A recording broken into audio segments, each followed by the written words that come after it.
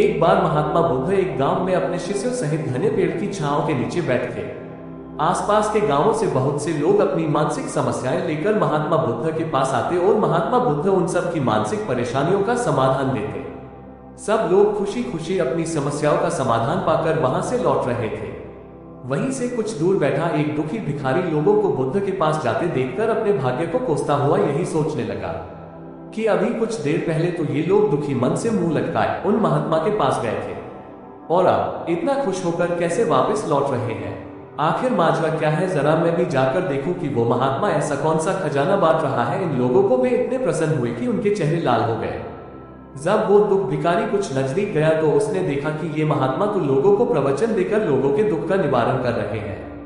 ये देखकर भिखारी के मन में भी तीव्र इच्छा हुई कि क्यों न मैं भी इन महात्मा को अपना दुख बताऊं, मुझे भी अपने दुख का समाधान अवश्य मिलेगा। बस फिर क्या था, समाधान पाने की लालसा लिए भिखारी महात्मा बुद्ध के सामने पहुंचा और हाथ जोड़कर प्रणाम करते हुए बोला, हे महात्मा बुद्ध, मैं भी लोगों की मदद करना चाहता हूँ। मुझे लोगों की मदद करने की बहुत इच्छा है, लेकिन मैं कैसे मदद कर सकता हूँ? मैं बहुत गरीब हूँ, मेरे पास न तो पैसे हैं और न ही कोई ऐसी चीज जिससे मैं किसी की मदद कर सकूं। मैं कोशिश करने पर भी किसी की मदद नहीं कर सकता। मुझे भगवान ने इतना गरीब क्यों बनाया है? महात्मा, मुझ पर कुछ कृपा करो। इतना बोलते हुए भिखारी रोने लगा। महात्मा बुद्ध बोले, आप बहुत अज्ञानी हैं, क्योंकि आप अभी तक इस भ्रम में जी रहे हो कि तुम्हारे पास कुछ नहीं, जबकि दूसरों को कुछ देने के लिए तुम्हारे पास बहुत कुछ है। तुम बिना धन और वस्तु के भी दूसरों की मदद कर सकते हो। तुम्हारे पास जुबान है जिससे तुम मीठे शब्द बोलकर किसी के दुखी चेहरे पर मुस्कान ला सकते हो। इन शब्दों की ताकत से तुम किसी के भी टूटते हौसलों को फिर से मजबूत कर सकते हो।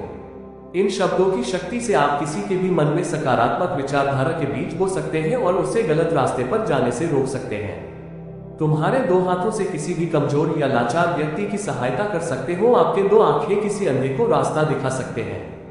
तुम किसी के लिए दुआ कर सकते हो। ये हो सकता है कि उनके बुरे काम फिर से हो जाए। आप किसी के अच्छे स्वास्थ्य की कामना कर सकते हैं, लेकिन अज्ञानतावश तुम अब तक इस बात को समझ नहीं पाए और इस भ्रम में अब तक जीते रहे कि तुम्हारे पास मदद करने के लिए कुछ नहीं। किसी की मदद करने के लिए धन और वस्तु का होना अनिवार्य नहीं है। बिना धन और वस्तु के भी हम कई प्रकार से लोगों की मदद कर सकते हैं।